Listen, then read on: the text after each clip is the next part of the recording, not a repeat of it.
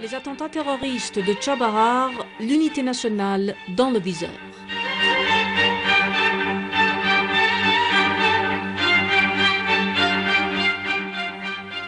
Le terrorisme est le modus operandi des faibles. Qu'une milice d'obédience prétendument religieuse lance ses spires à l'assaut d'une population civile dont elle se dit le seul justicier, qu'elle le fasse de la plus bestiale des manières, en s'en prenant aux femmes et aux enfants innocents, emportés par une aussi noble ferveur religieuse que celle que suscite depuis des siècles Hossein béni soit-il, cela ne peut que découler de la faiblesse. De la faiblesse, mais aussi de la servitude, de l'assujettissement même, un dessein qui vise non seulement l'Iranien chiite, mais aussi l'Iranien tout court, pour ce qu'il est, ce qu'il veut, ou encore ce qu'il ne veut pas. Mais dans cette révoltante affaire, qui est à blâmer?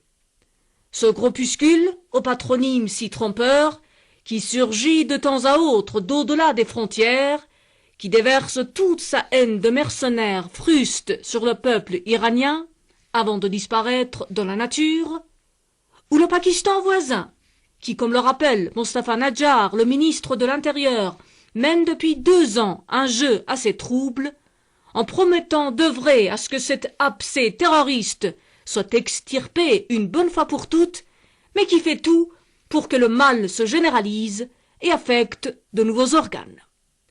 Ou encore ces grandes puissances qui, depuis qu'elles encombrent de leur indésirable présence notre région, y ont ôté le calme, la stabilité et la paix. Ces mêmes puissances qui, dans leurs sacoches de faux libérateurs, n'ont apporté au peuple du Moyen-Orient que le germe du séditionnisme, du séparatisme, du pseudo-fédéralisme. Mercredi à Chabahar, on a voulu attenter à l'indéfectible unité chiite-sunnite qui fait la force de la nation iranienne. On a tenté de faire avancer l'inauthentique et ridicule argument d'une divergence ethnique qui risquerait, si elle est titillée, de faire basculer le pays entier dans le chaos. Mais on a eu tort. Mercredi, un seul cri retentissait dans les rues ensanglantées de Chabahar. Au secours, nos compatriotes se sont fait tuer.